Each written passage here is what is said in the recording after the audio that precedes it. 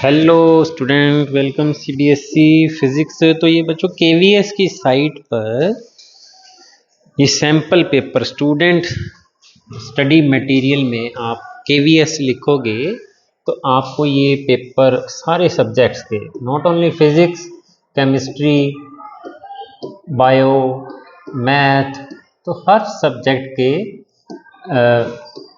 उपलब्ध हैं। तो आप जरूर डाउनलोड करके इनकी प्रैक्टिस करें। अच्छे क्वेश्चन और mostly question PYQ.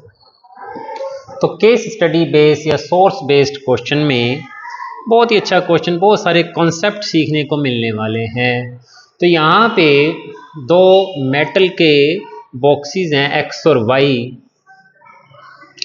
Frictionless surface के ऊपर पड़े हुए हैं। एक के ऊपर चार्ज, बस इस बात पे ज़्यादा ध्यान देना है, +100 के हुआ, इस पे +50 के हुआ। मास सेम, स्टेटिंग सेम मास, क्योंकि ये बार बार हमारा यूज़ आएगा इस क्वेश्चन का सॉल्व करने में। तो आइए कूलम लॉ के बेसिस पे इसके आंसर देने हैं अपने को। तो external force is required to held the position since, तो बाहर से बल लगाना पड़ेगा। क्यों? क्योंकि दोनों के दोनों आपको पता है सेम चार्ज हैं, तो एक दूसरे को रिपेल कर रहे हैं, हमें पता है। तो ये तो पता लग गया कि फोर्स लगा रहे हैं। बोथ विल रिपेल करेंगे। क्यों करेंगे? क्योंकि सेम चार्ज है। और यहाँ पे देखो चार्ज अलग अलग दे रखा है but with equal magnitude of electrostatic force. Newton third law से हमको पता है कि दोनों बॉडी एक दूसरे के ऊपर इक्वल एंड अपोजिट फोर्स लगाती है। ये क्वेश्चन कई तरीके से बनाया जाता है। आगे एक्सेलरेशन वगैरह पूछेगा, उसमें और ज़्यादा कॉन्सेप्ट क्लियर होगा हमारा कि फोर्सेस जो हैं दोनों क्योंकि इक्वल हैं और अपोजिट हैं, रिपेल कर रहे हैं। तो ऑप्शन बी हमारा करेक्ट रहेगा।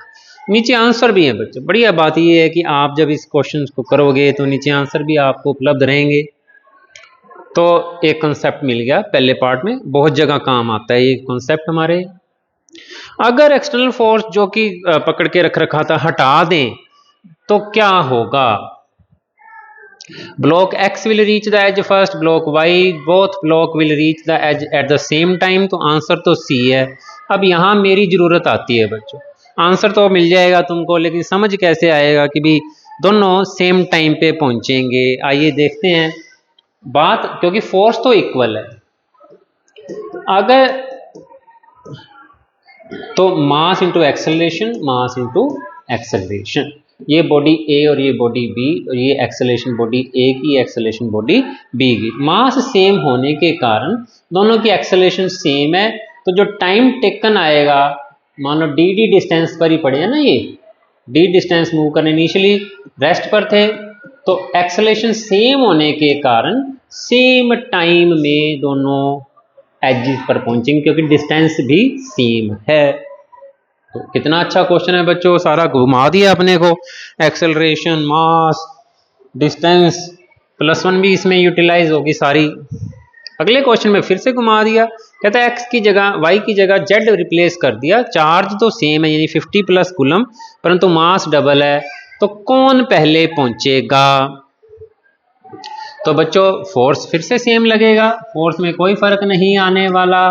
Force on x due to z और force on z due to x, परंतु mass of x into acceleration of x, और इधर आएगा mass of z into acceleration of z.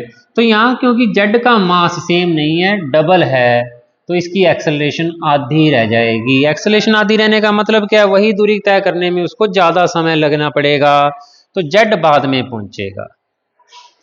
तो block X will reach the edge first, क्योंकि उसकी acceleration ज़्यादा है, क्योंकि उसका मास कम है, वो हल्का है, वो एक्सेलरेशन ज़्यादा से चल रहा है। कितना अच्छा क्वेश्चन बच्चों।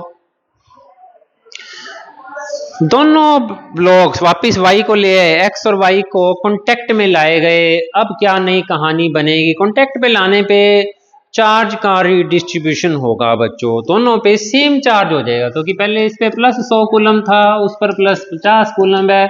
अब दोनों पे +75 कूलम हो जाएगा, क्योंकि साइज भी सेम है।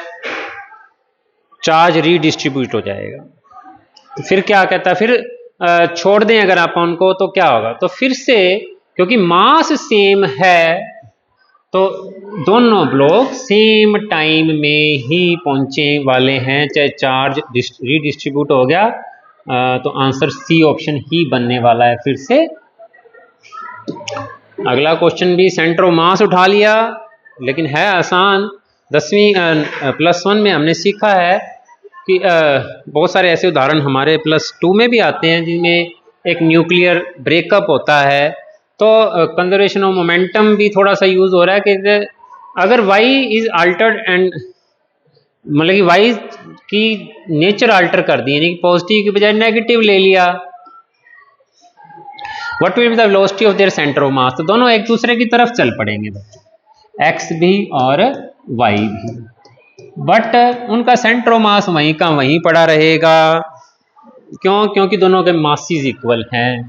हम जब कैलकुलेट करेंगे, क्योंकि कंजर्वेशन ऑफ मास वगैरह सारा कुछ लगा के, तो ऑप्शन सेंटर ऑफ मास वहीं का वहीं रहेगा। +1 में इसका एग्जाम्पल भी देते हैं कि एक न्यूक्लियस एक्सप्लोड हो जाता है दो मासेस के अंदर, मास अलग अलग भी हो तो भी, क्योंकि पहले रेस्ट पे था कंजर्वेशन ऑफ मोमेंटम के कारण इनिशियली, और बाद में वहीं का वहीं पड़ा रहता है सेंटर ऑफ मास। तो क्या मज़ेदार क्वेश्चन थे बच्चों। अगला फिर उतना ही मज़ेदार क्वेश्चन आ गए, दो तो कर ही लेते हैं आप केस स्टडी। ये इलेक्ट्रिक फील्ड लाइंस के बारे में क्या अच्छे क्वेश्चन है बच्चों। आप कहोगे सर क्या, इसमें से पहले को इलेक्ट्रिक फील्ड लाइंस की प्रॉपर्टी हम सबको पता है, तो पहले क्वेश्चन में देखो इनकरेक्ट क्या है, इस फिगर को देख के करेक्ट नहीं चूज करना, 3 करेक्ट है इसमें। इलेक्ट्रिक फील्ड मैंने तो पहले करेक्ट के हिसाब से मैंने कह दिया हाँ ऑप्शन ए है, बट ये थोड़ा सा यहाँ ध्यान देना, इनकरेक्ट स्टेटमेंट चूज करनी है। तो इनकरेक्ट में इलेक्ट्रिक फील्ड ए पर स्ट्रॉन्गर है क्योंकि वो पास में है, यहाँ इलेक्ट्रिक फील्ड लाइन नजदीक नजदीक है, वो दूर है, तो ए पर ज्यादा है बी पर कम है, बिल्कुल ट्रू है। इलेक्ट्रिक फील्ड डिस्ट्रीब्यूशन 2 डिमेंशनल होता है, नहीं बच्चों 3 डिमेंशनल, हम ड्रा 2 डिमेंशनल कर रहे हैं। इलेक्ट्रिक फील्ड लाइन तो इधर भी आ रही है पीछे भी जा रही है, तो ये 3D में होती है इलेक्ट्रिक फील्ड लाइंस, ना कि 2D में। तो ऑप्शन बी करेक्ट है। ऑप्शन सी और डी को भी हमें देखना चाहिए क्योंकि फिजिक्स है। इलेक्ट्रिक फील्ड एट सी 0 है, हाँ जी 0 है, क्योंकि दोनों चार्जेस सेम है, रिपेल करेंगे तो वहां पे इलेक्ट्रिक फील्ड कैंसिल कर जाएगा। इलेक्ट्रिक फील्ड हमेशा पॉजिटिव चार्ज से अवे जाता है, बिल्कुल जाता है, तो ये भी ट्रू है।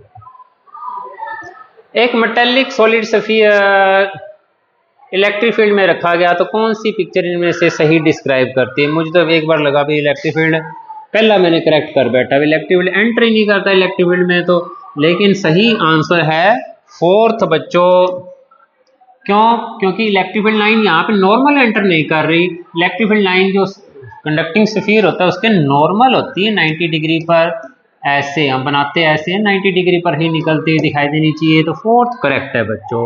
ये दोनों करेक्ट क्यों नहीं है? क्योंकि इलेक्ट्रिक फील्ड लाइन एंटर नहीं कर सकती मेटालिक कंडक्टर के अंदर। क्या क्वेश्चन है बच्चों? Which of the following is not property of electric field lines? तो पहला ही प्रॉपर्टी नहीं है, electric field line do not form close loop, बिल्कुल सही बात है, क्लोज लूप नहीं बनाते, ये बात सही है। और ये गलत है, electric field line form close loop, no does not form close loop. Can not have sudden break, बिल्कुल ठीक है, electric field line form close loop ये गलत है, बाकी ठीक है। Electric emerges from positive charge, हाँ जी, not electric field line cross each other, ये तो हमारी प्रॉपर्टी हमें बड़े अच्छे ढंग से याद है। 4th देखो, electric field line about negative charge are radially inward के आउटवर्ड, पॉजिटिव चार्ज के कारण आउटवर्ड और नेगेटिव चार्ज के कारण इनवर्ड होती है। नेगेटिव चार्ज और रेडियली यानी कि किसी एंगल पर नहीं हो सकती। तो थैंक यू बच्चों, अभी और क्वेश्चन बहुत सारे हैं यहाँ, केस स्टडी हर चैप्टर का, हर चैप्टर के असर्शन रीजन हम करते ही जाएंगे पेपरों तक। थैंक यू बच्चों।